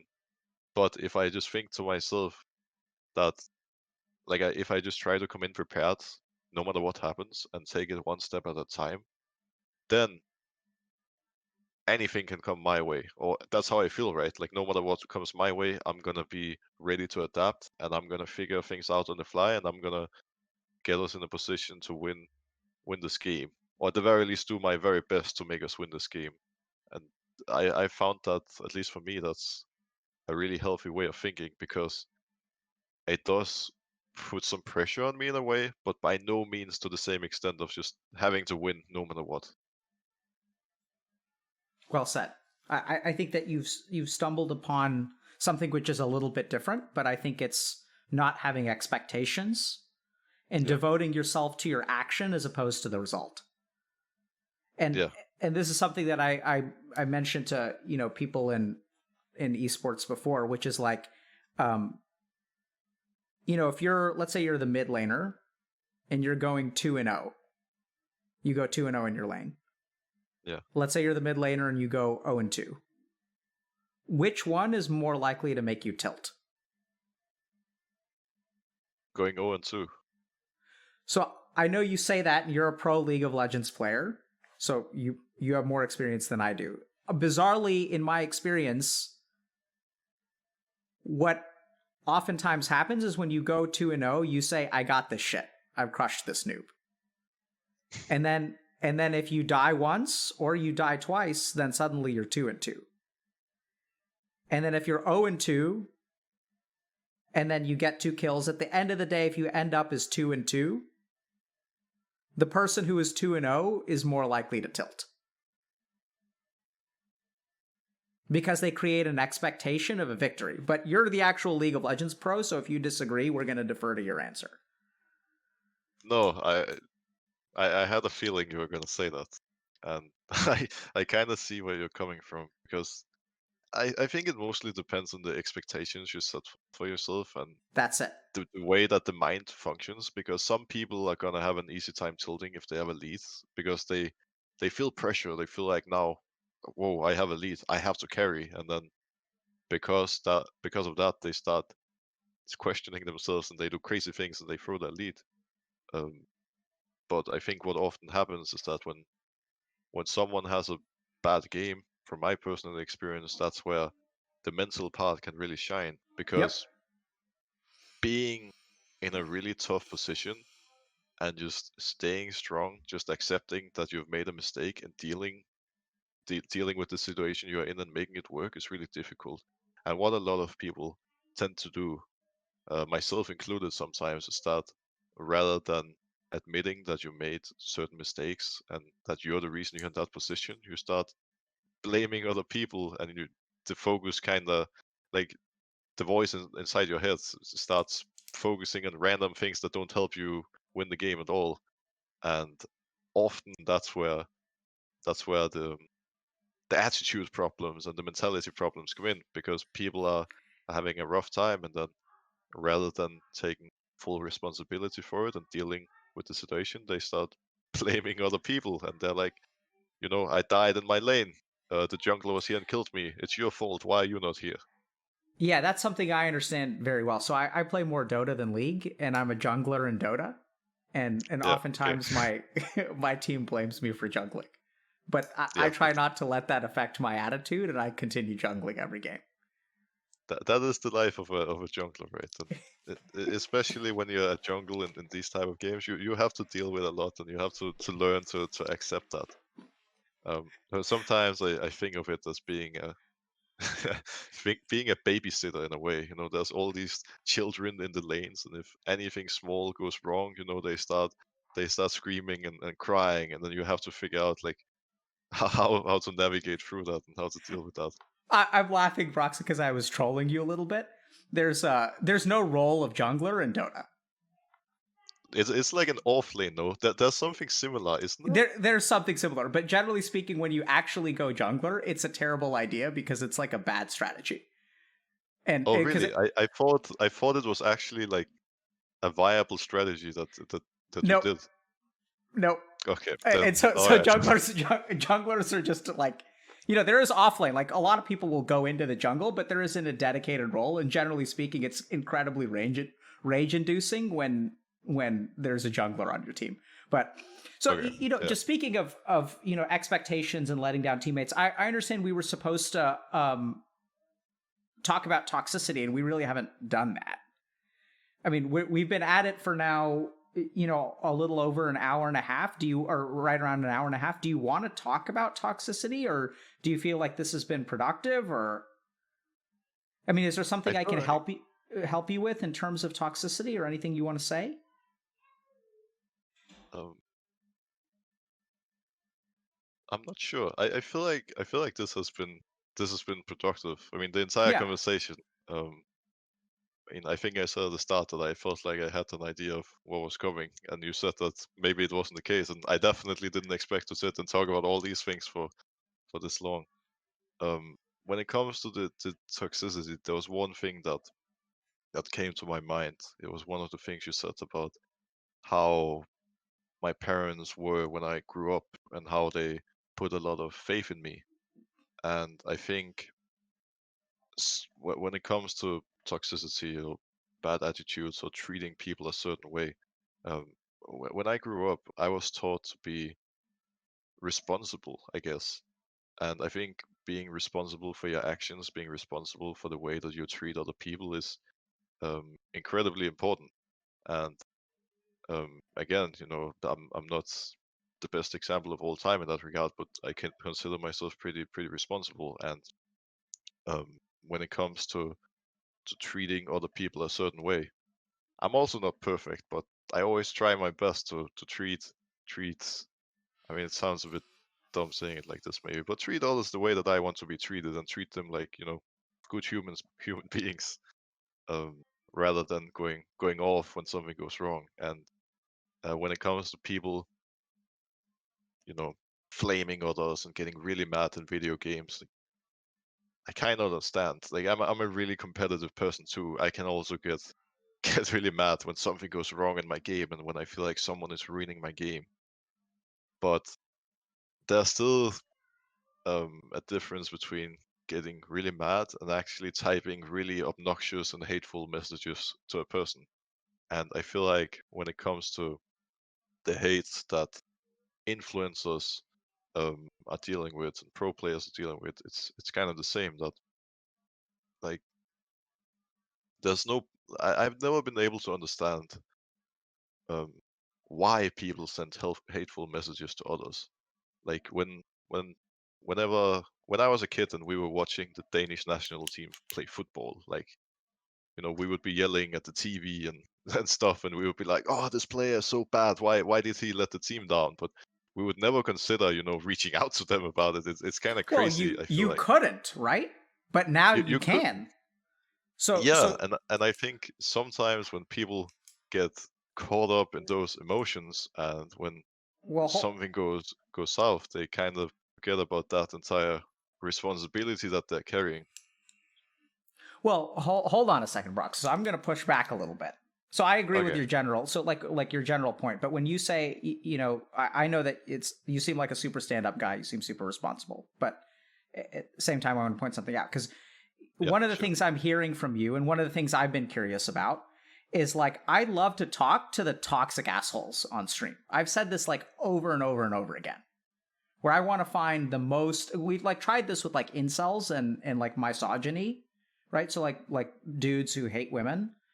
And I don't know if it's just because of like our audience or people are more like mild when they come on stream and they really are not like as fiery or offensive as they are. I mean, we don't want them to violate TOS, but like, we've had a couple of people who sort of identify as incels. And my take after talking to them is that they tend to be like pretty decent people. And that's just been my own experience with most people who come on stream. I think like even when they're hated by the internet or have been toxic towards other people, like we just see the nice side of people. So I'm No, kind of I curious about that. But when you say like, when you used to watch football and you yell at the TV, like that's the same thing, right? It's it just is now it we have Twitter, so you can actually like the dude on the TV no, can for hear sure. you. For sure. And I feel like that's kind of the problem, and that's a big change in society, because I know Yeah, if you go generations back, like in Denmark, football or soccer is the biggest sport, and I've seen people so many times, you know, yelling and getting mad over football players or something going wrong with a team, but you would never have that luxury of actually being able to reach out to them and for them to hear what you were saying, yeah, right? And now that is the case, and that creates sometimes really uncomfortable situations, and for absolutely, all man. parties, and that's kind of the problem. So what do we do about it, Broxa? I'm not sure, because it's a tricky one to deal with, and it's a bit saying that everyone has to be responsible and everyone has to push themselves to be better to make a change. That might help in some cases and to a certain extent, but is it gonna make it an actual difference? I'm not sure. The way the way that I've always looked at it, um, especially now that I've grown my brand to a certain extent, is that what I can do is to try to be a professional. And the way that there's a lot of people out there who look up to me for whichever reasons, whether it's as a person or as a player. And when I say something or when I do something, many of those people kind of idolize it in a way. They want to act the same way, they want to play the same way. And if I come across in a poor manner or in a bad way, especially if I do it consistently, all those people are going to start doing the same things. They're going to start behaving that way whenever they play video games. They're going to behave that way whenever they go on social media.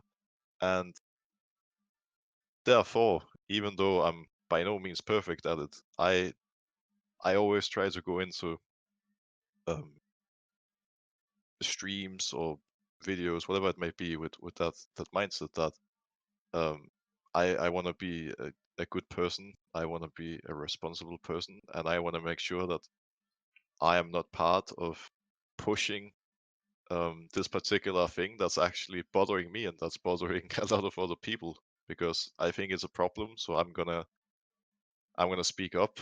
I'm gonna state that it's a problem, and I'm gonna try to be part of setting an example of how you should treat other people, how you should behave on the internet.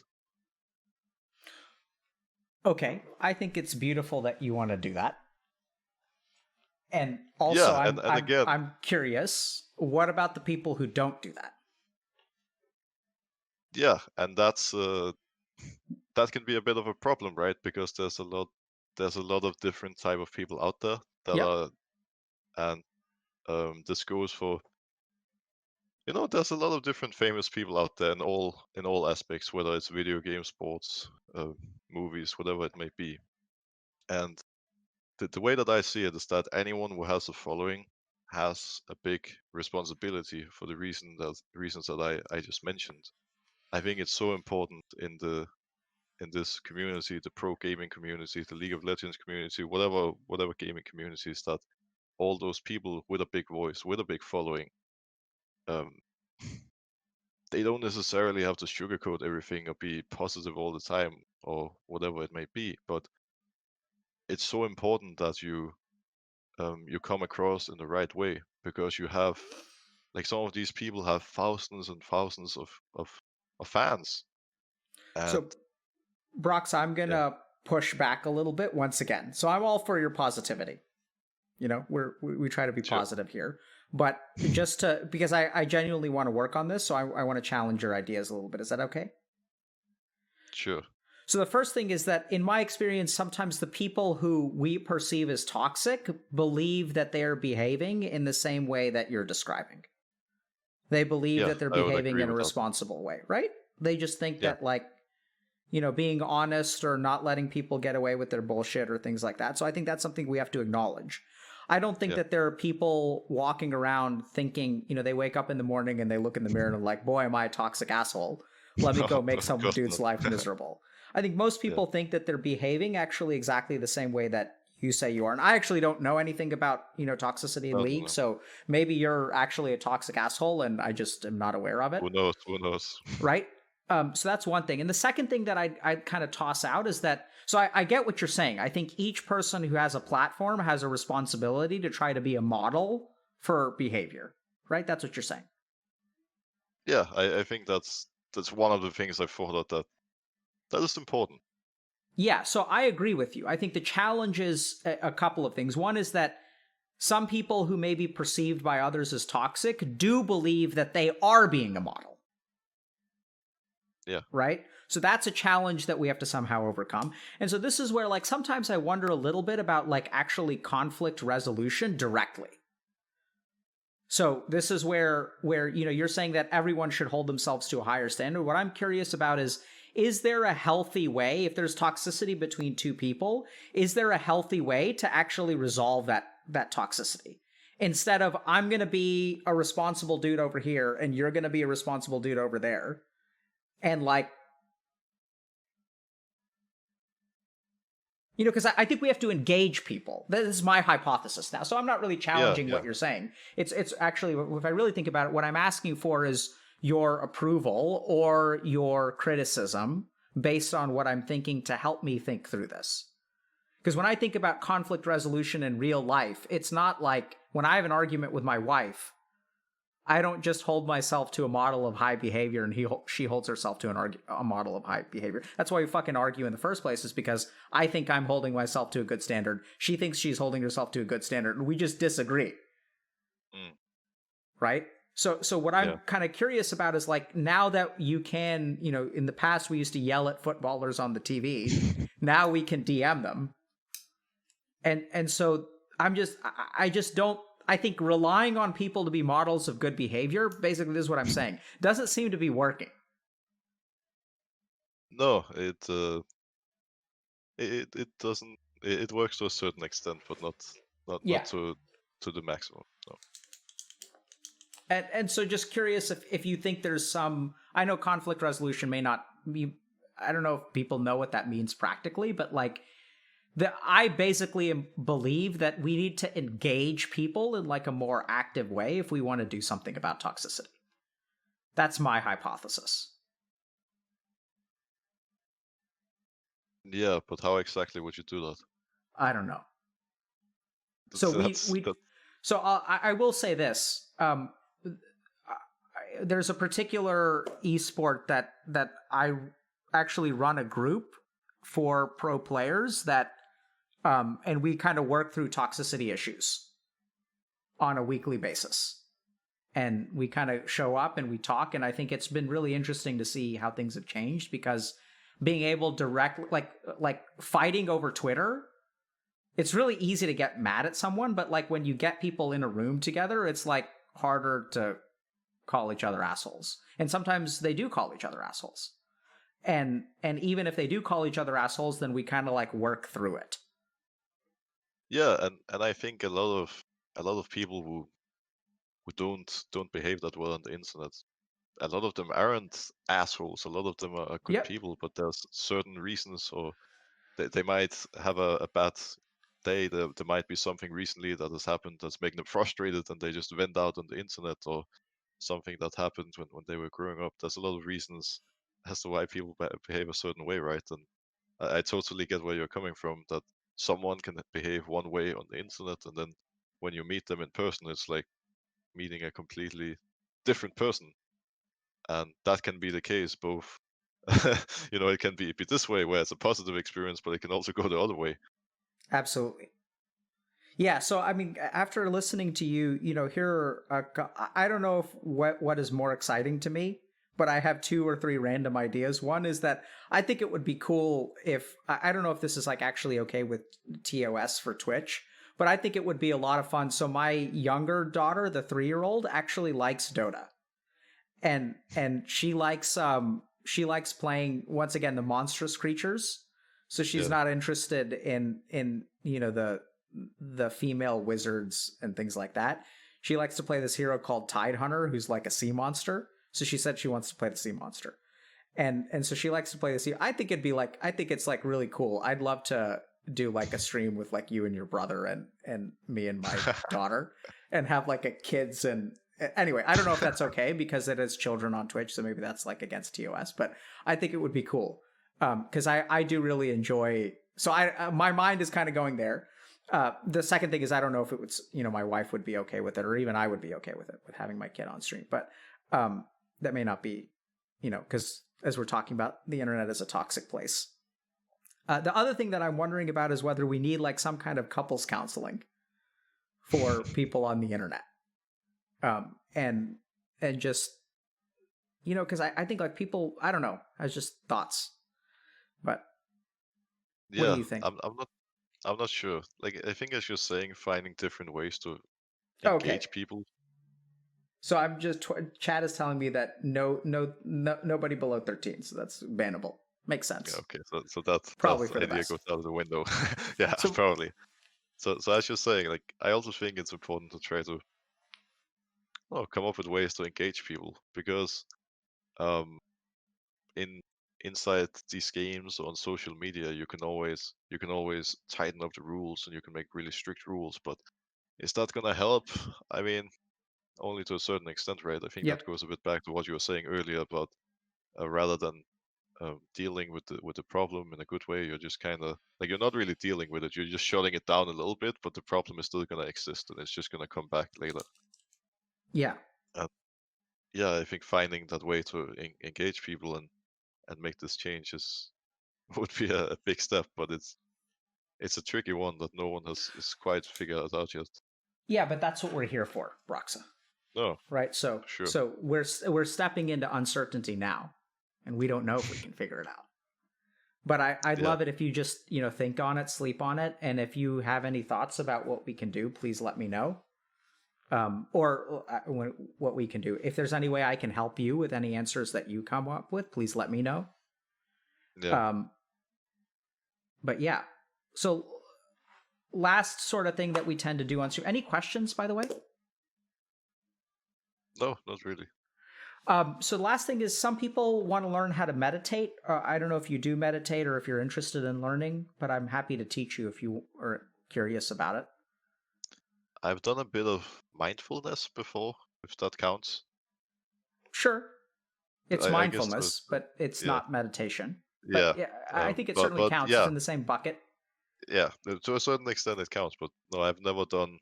I guess you could say actual meditation. So I'm down for the experience. Okay. Do you want to do something a little bit more? Okay, so if we're going to do something a little bit away from mindfulness, I'm going to teach you maybe a more intensive meditation technique that I think also relates to confidence. Okay? Okay. Yeah. So I'm going to teach you something called, it's been a while since we've taught this on stream, but you seem to be a pretty resilient guy, so we'll kind of go there. And for people, because we talked a lot about confidence as opposed to toxicity. So a lot of people, if we think about confidence, confidence is this intrinsic. Can I just think for a second? Of course. Okay.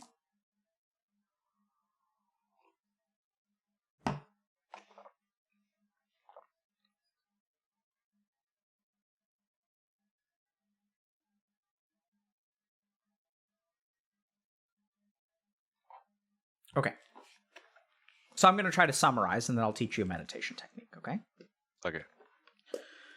So a lot of people ask us, how do I become confident? Right? Like, how do I gain confidence? How do I build confidence? So I think as we learned about from talking to you, Broxah, the first thing to understand is that people, when they say, how do I become confident, they're missing something.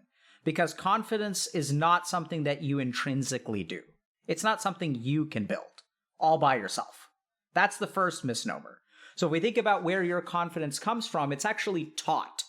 So originally for young children, and even older children or teenagers, confidence is something that is taught to you. And what I mean by that is that your parents or other people that are close to you in life will speak to you in a certain way, and that thing becomes the voice in your head.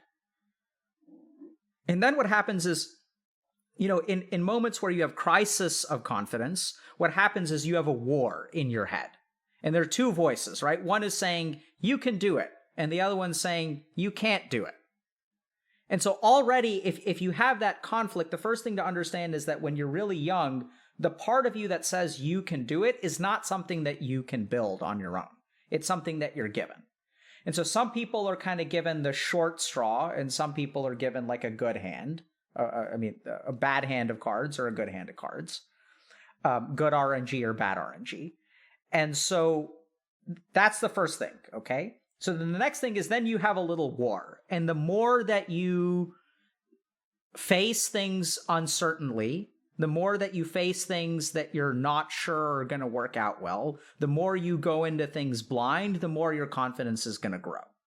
And this is another tricky thing that people fall into, is that when they lack confidence, what they try to do is adjust the rules of the game so that they don't have to take a chance. Right? So what I'm going to do is if I'm not confident that I'm going to pass the test, what I'm going to do is cheat. And even though I can get the result, it's not going to build my confidence at all. So people are willing to sacrifice confidence to gain a victory. Yeah. So we also see this sometimes in dudes who get friend zoned, where they're afraid, let's say I want to ask a girl out. And if you ever come back on stream, we've got to talk about your girlfriend. But let's say you want to ask a girl out and you're afraid she's going to say no. And so then what they end up doing is they'll do things like they'll get her gifts and stuff.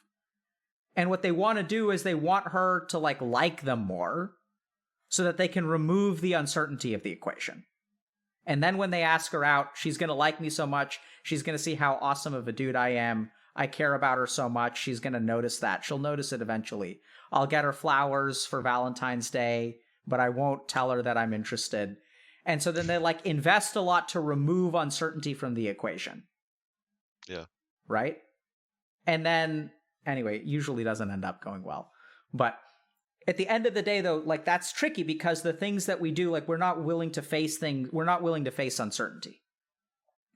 So, and when we do face uncertainty and we come out on top, or even if we fail, we actually end up more confident at the end of it. As long as you're willing to face uncertainty, as long as you're willing to go into something blind. And when you survive at the end, you mentioned to us earlier that, you even if you lose, everything's going to be okay. And if you really think about that, how did you learn that? Like, that's a really important lesson.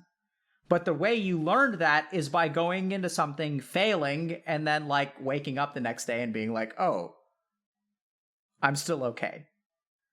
Yeah. Right? And so this is where early on you said kind of confidence comes from maybe the hard work that you put in, or some people think that confidence comes from success. But actually, if we really think about it, when you talk about your thoughts of confidence, they don't necessarily come from your success. They actually come from your failure. What they really come from is stepping into something, not knowing whether you can handle it or not. That's how you grow it. But it sort of starts with, there's a part that's given to you and there's a part that you grow. And that's how you become confident, in short. So, the next question is, let's say people have bad RNG and they're not like you, and they grew up in a situation where they don't have intrinsic confidence. Their self-talk is not positive. Their self-talk is negative, which is something you've experienced, right? So how do we start if you were given a bad hand? And so what I'm going to teach you is a meditation technique that will neutralize your self-talk and will start to give you a sense of who you are as a person that is free from what other people think of you. Okay? So what that sort of means is that if you're not confident, I hope that you'll get a sense of like your core being. If you are confident, hopefully it'll still feel good. Okay? So this is going to be kind of a weird technique. So this technique is called bee's breath. And also it's two techniques. It's bee's breath, like the breath of a bee. And then the second technique is the closing of the 9 gates. Okay? I know it's weird. It's going to be weird. It's going to be even weirder when you do it. But the goal is that you're going to do this technique, and it's going to be quite enveloping for your consciousness. And then after you do this technique for a while, what it's hopefully is going to do is going to knock out your thoughts, knock out your self-talk completely, and you're going to be left with a state of self that is like super, super neutral. But the more you sit with that neutral state, the more your negative self-talk will melt away. And the more you'll be able to go to that neutral state if you start to tilt, if you start to lose confidence. You can go ahead and yawn. Just yawn, bro. It's totally fine. It's just, I'm lecturing, so it's completely fair. Oh, it's not that it's boring. It's just there's been so much to digest, I understand. That's why I don't take it offensively. And people think it's offensive if you yawn. But I yawn, I lecture all the time, and people are yawning all the time, and I know it's not my fault. Just like I know that in Dota, when I jungle and my team loses, it's not my fault. It's just what happens, right? Anyway. Okay, so you ready for the technique? Yes. Okay, so this is going to be kind of weird because you're going to have to take off your headset to do it, okay? But this is going to be complicated. I'm going to show you. First, I'm going to show you the closing of the 9 gates, okay? So I'm going to take my hands. Hold on. Let me think about this. Okay. So I'm going to take my hands. This is going to be hard. So, oh shit. How can I show you? Okay, these are my hands, right? So my pinkies are going to go here. My middle ring finger is going to go here, right outside my nose. And this is going to be kind of weird. These 2 fingers are going to go on either sides of my eyes, like this, okay? Yeah. Okay. And then my thumbs are going to go in my ears. Like that. So what I'm going to do is sort of block off all of the ways that my mind goes out into the external world. Okay. So the 9 gates that we're closing, if we think about the way that we relate to the outside world, we connect to the outside world through our sense organs. Okay? And the outside world doesn't really know who we are. So what we're going to try to do is disconnect from the outside world and just be inside. Okay? Okay. So if you need an easy version, all you really need to do is close your eyes and do this. This works too. It's not as powerful, but it works. Okay. I But guess if you that have can trouble be doing, plan B. huh? That can be plan B, I guess. Yeah, that's going to be plan B. And then what we're going to do is we're going to buzz like a bee. Okay. So I'm going to show you the technique.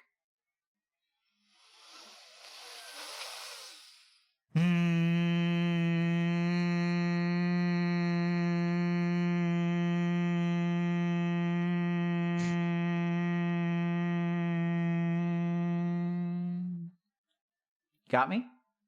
Did that I clip got it. out? Well, I heard the start of the bzzz, and then Yeah, that's great. So you know how to buzz, right? So why don't you take off your headset and adopt the thing? And I'm not going to be able to tell you because you won't be able to hear. But how do you feel about trying this? Is this too fucking I'm weird? gonna. It's gonna be interesting, but Yep. I think I have an idea. So how long do I have to do it for? Like So approximately? we're going to do one breath, and then we're going to check in again, okay? Okay, I'll try. Okay. So, he can't hear me. So look, there we go. Figured it out. Yep, good. He can't hear me. And then inside the ear, and then we can't really hear him. And he can't hear us.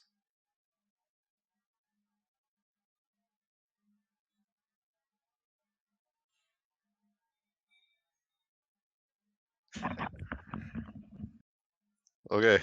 What was that like?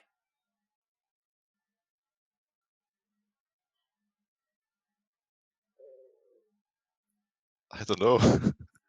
Okay. So Different. did you... Great. So we're going to give you 1 or 2 pointers. So the first time you do it, it just feels weird. Yeah, it felt a bit awkward, and I was kind of the first stage was questioning what I was doing. Right. So what we want to do is power through that questioning. So the first time you do it, you're just going to feel so uncomfortable that you're not even focusing on the practice. Okay? Yeah. So I'm going to give you 2 pointers. One is that you don't want to press on your eyes for sure. Okay? Yeah. So if you want to, you can do this if this is easier. Like something like this is fine. You want your thumbs to be inside your ear canal. Okay. Okay? Yeah. And now what I want you to do is at your own pace, do 5 breaths. So take a big, long breath. Okay? And then you're going to feel weird doing it. And then the second breath is going to be easier.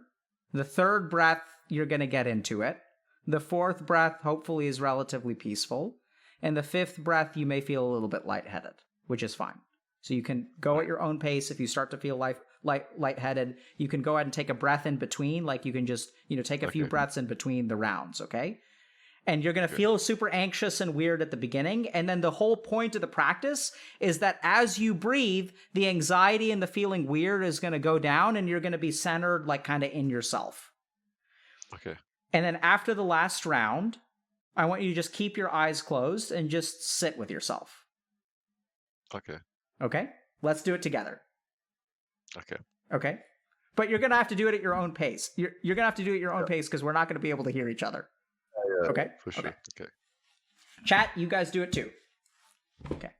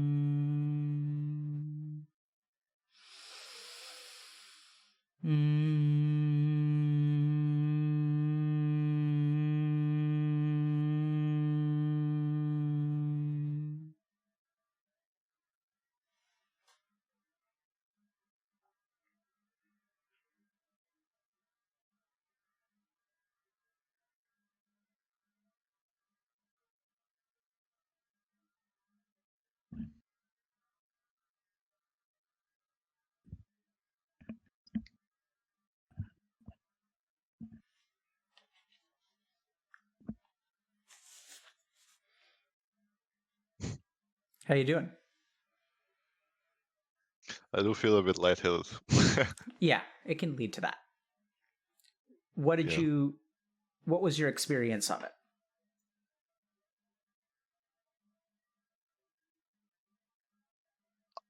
I can see where what you said about coming to like a neutral state come from, because it was just like focusing on the breath, focusing on the B sound really, Yeah. and just not thinking about anything else for like a little moment, right? And then even afterwards, um, normally the mind wanders and you think about a billion things, but even right after closing my eyes, I mean, I was thinking at a certain point like, how long am I supposed to have my eyes closed, right? Or Yeah. but up until that point, it was like wasn't really thinking about anything, just That's the focusing on point. the breath. Right? So as you practice this, and if you don't do it on stream and you can do it, on your own, it's going to be way easier. But the whole point, so I guess this isn't really a technique to build confidence. What this is a technique to wipe away lack of confidence. Yeah, Right? So when you're I can having see that. that negative self-talk, when your mind is full of that negativity, it's a way to flatline it. And what I would encourage you to do, if it fit for you, great, do it. If it didn't fit for you, no big deal. But I'd say if you continue to do it, sit quietly for like 2 minutes, 3 minutes, 4 minutes, 5 minutes with your eyes closed afterward. And then gradually, as your brain acclimatizes to the, different level of CO2 and oxygen, you can go up to 9 breaths. So 9 rounds, and then really just Yeah, sit, and it'll kind of like balance you out. Okay? yeah. Cool. Okay. Well, thanks a lot for coming on, man. Yeah, I mean, thanks for having me. This has been exciting, something very very different for me, and I enjoyed it. Yeah, man. So good luck with your, the next season of when do you guys start, or you guys already started? Well, so speaking of uncertainties, the season begins the 15th of January, but I'm kind of waiting around now, finding out when my Oh, that's visa shit. You're in is Denmark. ready and all that. Yeah, I'm in Yeah, Denmark, and I this forgot. season begins in LA in 9 days. So Oh my that's a bit god. of an uncertainty right there to deal with Okay. as a pro player, waiting to see when I will be able to travel. And All right. Well, good luck with that, man. yeah, All thanks. right. And Take care. yeah, you too, man. See you Bye. around. Bye. Wow, chat. Talk about uncertainty. Okay. Raid Dragon. Let's raid Dragon. Who's Dragon?